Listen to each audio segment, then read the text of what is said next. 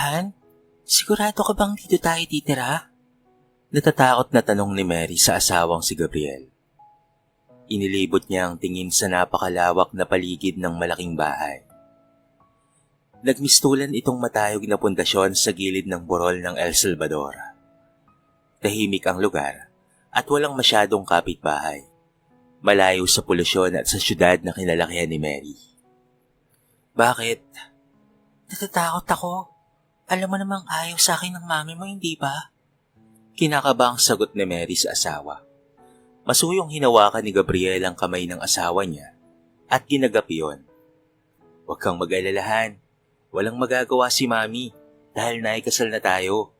Magiging masaya yon lalo na ngayon at ipinagbubuntis mo na ang magiging apo niya.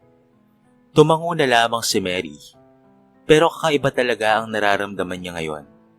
Pakiramdam niya ay sasalang siya sa kumukulong tubig, lalo na noong nakapasok na sila sa malaking bahay ng mga magulang ni Gabriel. Anak, mabuti naman at pinagbigyan mo akong dito ka na lamang tumira sa bahay. Masayang wika ni Teresa na ina ni Gabriel. Pero si Gabriel lamang ang nilapitan nito. At tila lamang siya hangin na dinaanan nito. Napalunok si Mary na lumapit sa ginang at dito'y nagmano. Ramdam niya ang disgusto nito sa kanya. Pero mahal niya si Gabriel. Kaya titiisin niya na lamang muna ang masamang pakikitungo ng biyanan niya. Sana balang araw ay matanggap rin siya nito bilang isang manugang. Gaya ng sinabi ni Gabriel na mabait naman daw ang kanyang ina. Maayos naman ang pakikitungo nito sa kanya. Kahit ramdam niya ang lamig ng pananalita nito at ang mga tingin nito sa kanya. May trabaho ang asawa niyang si Gabriel sa asyenda nila. Buong maghapon itong nasa ranchuan o kaya naman ay nasa tubuhan. Naiiwan lamang siya sa bahay kasama ang kanyang biyanan. Nagdidilig siya ng halaman nang biglang lumapit sa kanya si Yaya Pasig, nakatulong sa malaking bahay. Abay, mabigat ang house, Mary. Ako na dyan. Baka mabinat ka pa. Nag-aalalang wika ng yaya ni Gabriel. Matagal nang naninilbihan si Yaya Pasing sa bahay ng mga ito. Simula pa noong bagong silang pa lamang si Gabriel, hanggang ngayon na nakapag-asawa na. Siya ang nag-aalaga kay Gabriel simula pa man noon. Si Mary ay isang doktor sa syudad na nakapag-asawa ng isang mayamang asyendero. Noong una, ay sa city sila tumira. Subalit noong nagsimula ng magbuntis si Mary, ay umuwi sila rito sa mansyon. Maselan kasi ang pagbubuntis niya. Madalas siyang nahilo at nagsusuka, kaya't pinatigil muna siya ni Gabriel sa trabaho niya. Ayaw sa kanya ng kanyang biyanan noong una, pero wala itong nagawa noong pinakasalan talaga siya ni Gabriel. May iba kasing gusto ang ina ni Gabriel para dito. Isang anak rin ng mayaman. Tinulungan na lamang siya ni Yaya Pasing sa pagdidilig ng mga halaman sa labas. Saktong natapos sila nang may dumating na magarang sasakyan. Hey Yaya, and you, kunin niyo itong mga dala kong pasalubong bilis. Maarting wika ng magandang babae. Ako na, Mary. Pumasok ka na sa loob. Akmang aalis na sana si Mary papasok sa loob nang hinila ng babae ang isang braso niya. Sabi ko, tulungan mo si Yaya Pasing. Dalhin niyo sa loob ang mga dala ko. Napabuga ng hangin si Mary na binawi ang mga braso na hawak ng babae. Mary, ano ba? Inuutusan ka ni Stacy. Kunin mo ang mga dala niya. Nagulat na lamang siya nang utusan siya ng biyanana sa Teresa. Kaya tumalima na lamang si Mary. Ayaw niyang makipagtalo. Napapailing na lamang si Yaya Pasing na iniabot sa kanyang magagaan na mga gamit. Pagkatapos mo rito, Iha, ay umakyat ka na sa loob. Baka kung ano na namang iutos sa'yo ng biyanan mo. Tumango na lamang si Mary. Tama si Aling Pasing. Alam niya namang ayaw ng biyanan sa kanya. Kaya nga napakalaki ng disgusto niyang tumira rito sa bahay ng biyanan. Hindi niya kilala kung sino ang bisita nito. Pero halatang close na close ito sa biyanan niya. Kaagad na umakyat na nga siya sa taas. Hindi naman siya napansin ito. Dahil nasa veranda ang mga ito at masayang nagkukwentuhan.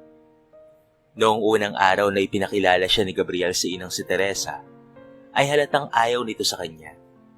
Tumunog ang cellphone niya At si Gabriel pala ang tumatawag, kahit nagmamadaling sinagot ito ni Mary. Sinabi nitong gagabihin dito ng uwi dahil may pinuntahan ito sa syudad. Siyak na hindi na naman siya makakapaghapunan nito ngayon. Natatakot siyang lumabas ng kwarto, lalo na at may bisita ito. Baka kasi kung ano na naman ang gawin ng ina nito. Pero maya-maya lamang ay kinutok siya ni Aling Pasing. Mary? Mary anak, kumain ka na, halika na. Nag-aalalang napatitig si Mary kay Aling Pasing na ngayon ay may pag-aalala. Nay Pasing, dito na lamang po ako. Hintayin ko na lamang po si Gabriel na makauwi. Pinapatawag ka ng biyanan mo. Gusto nitong sumabay ka sa kanila sa pagkain. Napasunod na lamang siya kay Yaya Pasing na ngayon ay kasabay din pala nilang kumain. Maupo ka na. Magpasalamat ka at napakabait ni Stacy. Siya si Stacy.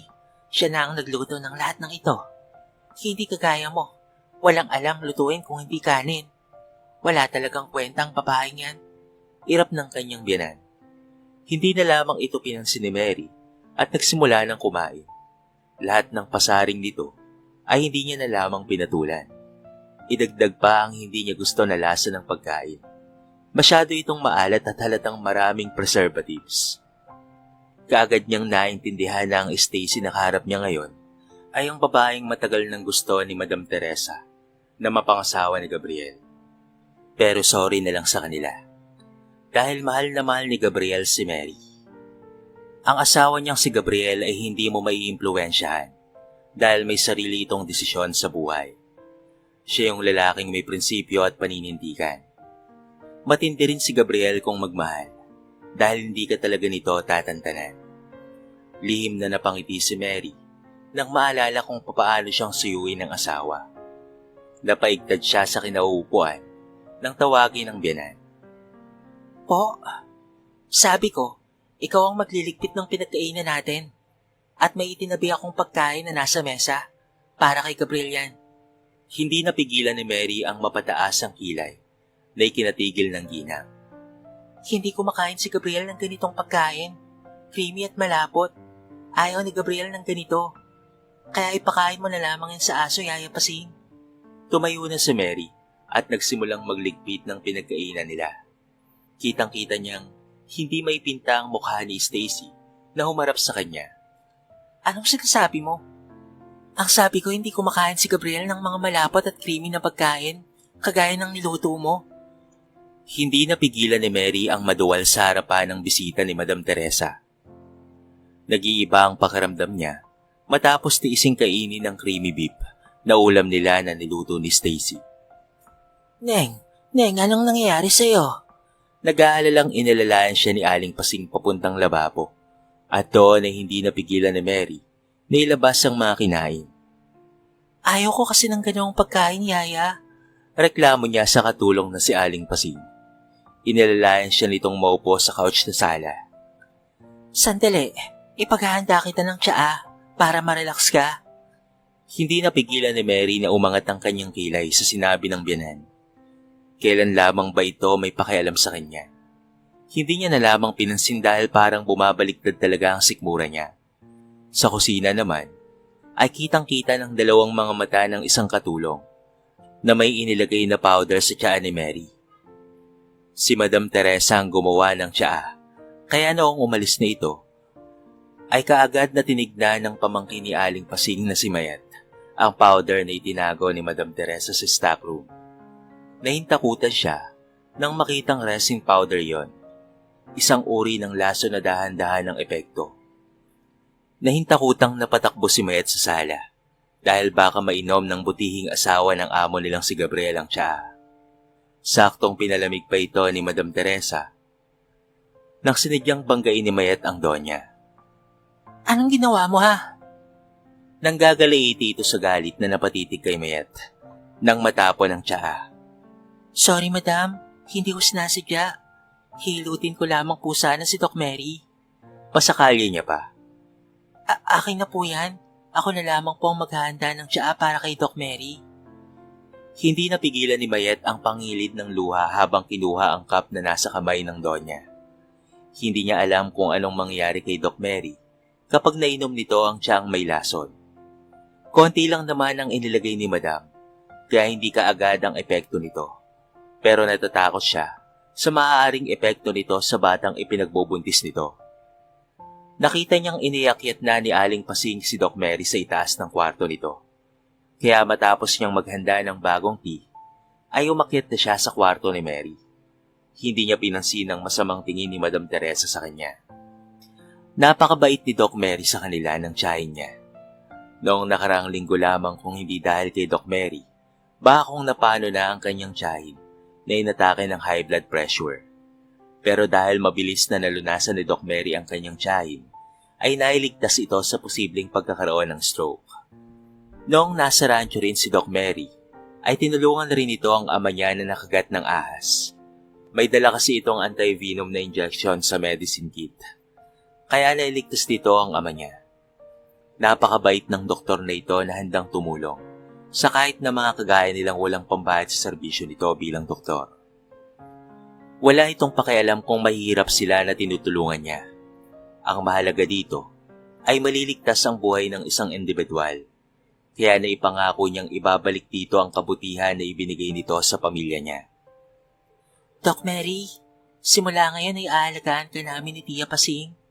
Naiiyak niyang wika sa doktora. Ano bang nangyayari sa'yo, Mayet? Nagtatakang wika nito. Hindi niya kasi mapigilan ang pangingilid ng mga luha. Kung hindi niya nakita kanina ang ginawa ni Doña Teresa, ay baka kung ano nang mangyari kay Mary. Hindi niya rin naman masabi rito ang katotohanan dahil baka hindi ito maniwala sa kanya. Pero natatakot siya kay Doña Teresa. Baka kasi palayasin siya nito. Sa ngayon, ay wala na siyang maaaring pagsabihan ng patungkol dito kung hindi ang tiyang Pasing na lamang niya. Nang nasa servants' quarter na sila, ay sa kanya sinabi kay Aling Pasing ang nakita niya kanina. Nagulat si Aling Pasing sa sinabi niya, kaya't ipinakita niya ang resin powder na nakita niyang itinago ni Doña Teresa sa stockroom. Sigurado ka ba, Mayet? Kaya nga binangga ko si Doña Teresa kanina kasi natatakot akong mainom ni Doc Mary ang tiyang may lason. Baka mapano ang bata sa sinapupunan niya. Baka sa mukha ng tiyahin niya ang sobrang pag-aalala. Hindi nila alam kung papaano nilang sasabihin kay Gabriel ang lahat ng ito. Pero hindi pwedeng manganib na lamang palagi si Doc Mary. Hindi kasi sa lahat ng oras ay mababantayan nila ito mula kay Doña Teresa. Kaya't mas mabuting sasabihin na lamang nila si Gabriel para maprotektahan ito ang asawa at ang anak na nasa sinapupunan pa ni Mary. Hindi natulog ng gabing iyon si Aling Pasing at hinintay na dumating si Gabriel. 8:00 na itong dumating na kaagad niyang pinagsilbihan ng pagkain. Sasabihin niya kay Gabriel ngayon ang totoo. Bahala na kung magalit sa kanya si Teresa. Matagal-tagal na rin naman siyang naninilbihan sa bahay na ito. Simula pa noong bagong mag-asawa pa lamang si Doña Teresa at ang yumaong ama ni Gabriel. Siya na ang nag-aalaga kay Gabriel hanggang sa lumaki na ito. Ngayong may asawa na ito, ay gagawin niya pa rin ang tama kahit na posibleng mapaalis siya sa pamamahay na ito. Anak, Gabriel, mas mabuti sigurong ilayo mo na rito si Doc Mary. Pinibigyan ng nanay mo ang asawa mo ng tiyang may lason kanina.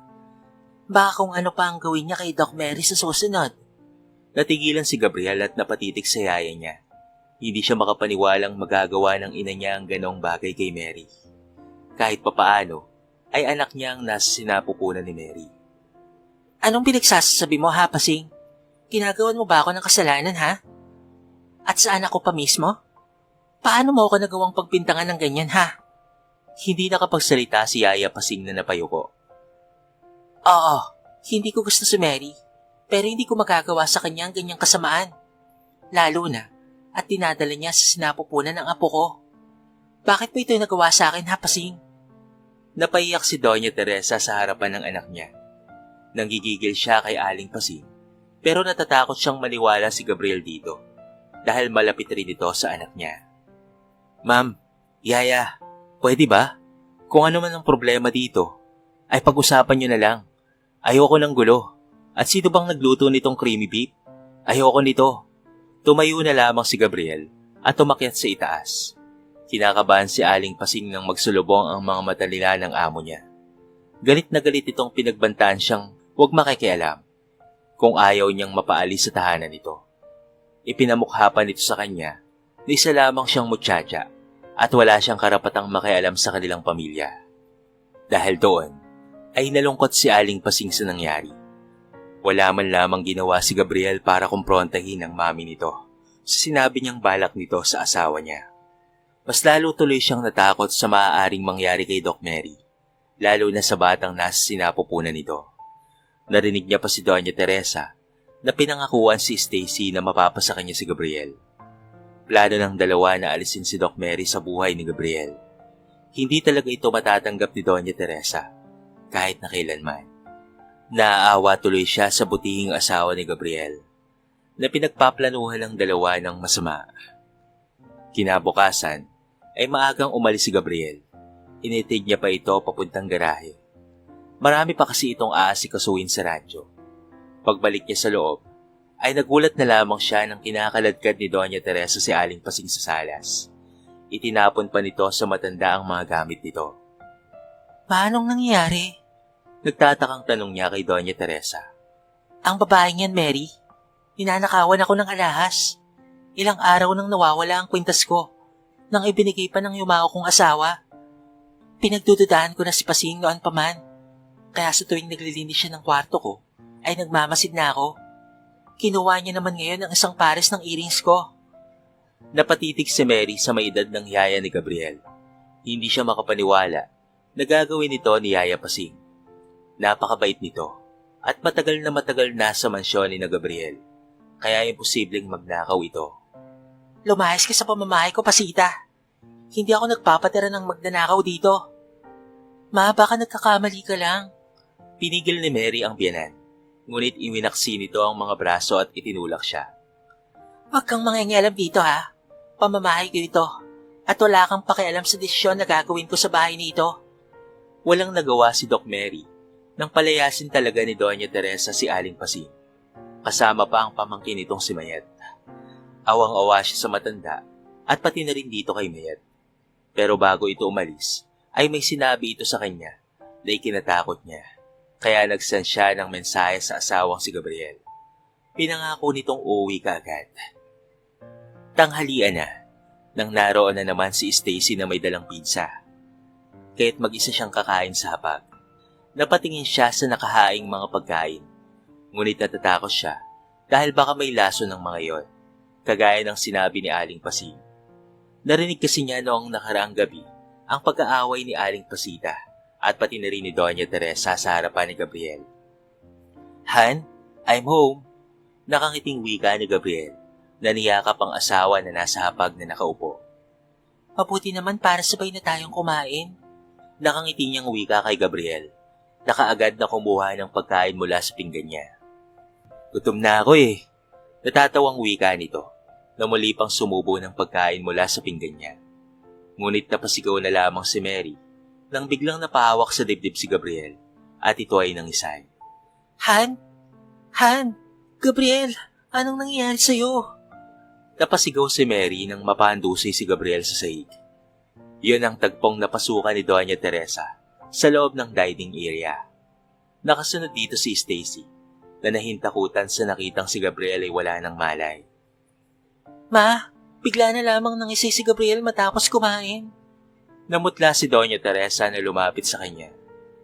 Anong kinain ni Gabriel? Ito pong pagkain na ininda mo sa pinggan ko, Ma. Takot na takot si Doña Teresa na sinaklolohan ng anak. Gab anak, kiss ko Stacy. Di ba sinabi mong hindi fatal ang epekto ng lason? Anong nangyari kay Gabriel? Tita, I don't know. Marami bang nilagay mong lason sa pinggan ni Mary? Sabi ko konti lang eh. Napaiyak si Doña Teresa na napatitig sa kanya. You're a doctor, right? Save my son. Nalason ng anak ko. Heto ang lason na inilagay ko sa pagkain mo. Ikaw ang dapat na nalason at hindi si Gabriel. Umiiyak na wika ni Doña Teresa. Pero tita, sinabi kong konti lang ang ilagay mo. Frustrated namang sabi ni Stacy. Ito ang babaeng gusto ni Doña Teresa na maging asawa ng anak niya. Pero sinadya kong damihan para mapabilis Dahil hindi niya nainom kahapon ang laso na ibinigay natin sa kanyang tsaa. Dahil natapon yun ng babaeng walang kwentang yon. Ano pang hinihintay mo, Mary? Save my son. Ang kaninang ekspresyon sa mukha ni Mary ay nagbago na. Ang takot nito kanina ay napalitan ng galit. Nagulat naman ang dalawang salarin nang matapos bumangon si Gabriel sa sahig at naningkit ang mga matang napatitig sa ina. So papatayin mo talaga ang asawa at ang anak kong nasa sinapupunan ni Mary? Gulat na gulat si Doña Teresa nang makitang bumangon si Gabriel. Son? Hindi ka nalason? Hindi, dahil itinapon ko ang pagkaing inihanda mo sa akin. And look at your favorite dog. Takot na takot ang mukha ni Doña Teresa nang makita ang aso niyang nakadusay sa ilalim ng mesa na kumakain ng pagkain na ibinigay niya kay Mary kanina. Ma'am, you are evil. Paano mo itong nagawa kay Mary at sa akin? Pati na rin sa magiging apo mo. Galit na sabi ni Gabriel sa ina. Gusto ko lang naman kasing magkahiwalay kayo. Palugi na kasi ang rancho natin. Kaya ang pamilya ni Stacy ang makakapagligtas sa niluluging rancho kapag naikasal kayo. Umiiyak na wika ni Doña Teresa. Niyakap siya ng mahigpit ni Gabriel. Plano nilang mag-asawa ang paglilinlang sa ginang para malaman nila ang katotohanan. Alam ni Gabriel na hindi magsisinungaling ang yaya pasing niya na ngayon ay narito na. Tinawagan niya kasi ito at pinabalik sa bahay para magbantay kay Mary. Walang kaalam-alam si Doña Teresa sa plano ng anak niya. Son, I'm sorry. Tama, Ma. You were sorry. Dahil ipapakulong kita kahit inapa kita. Hindi kita papanigan sa kasalanang ginawa mo. Mas mabuting makulong ka para hindi mo na magawa ng kasamaan ng asawa ko. Hindi ako makapaniwalang kaya mong gumawa ng masama para lamang manatili sa tuktok ng pedestal. Napaiyak si Doña Teresa habang dinadala ng mga pulis kasama si Stacy.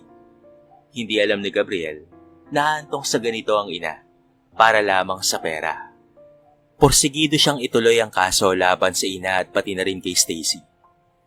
Napakalakas at napakalaki ng ebidensya nila dahil nakarecord ang lahat ng sinabi nila at nakavideo pa.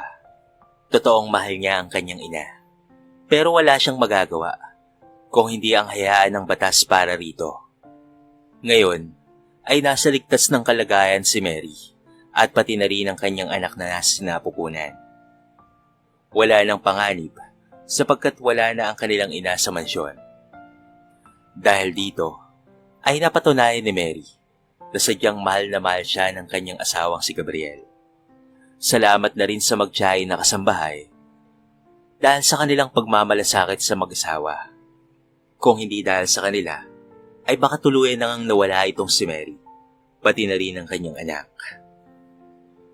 Nagpapatuloy na sila sa kanilang pagtatrabaho at sila na rin ang nagbabantay at nag-aalaga kay Mary. Lalo na't masaya ng pagbubuntis nito. Dito na po nagtatapos ang ating maiksing kwento sa araw nito. Sana po ay nagustuhan nyo. Kayo kabarangay, ano ang masasabi nyo sa ating kwento? I-comment nyo naman sa baba ang inyong mga reaksyon at babasahin natin ang lahat ng yan. So paano kabarangay? Hanggang sa muli, thank you so much and peace out.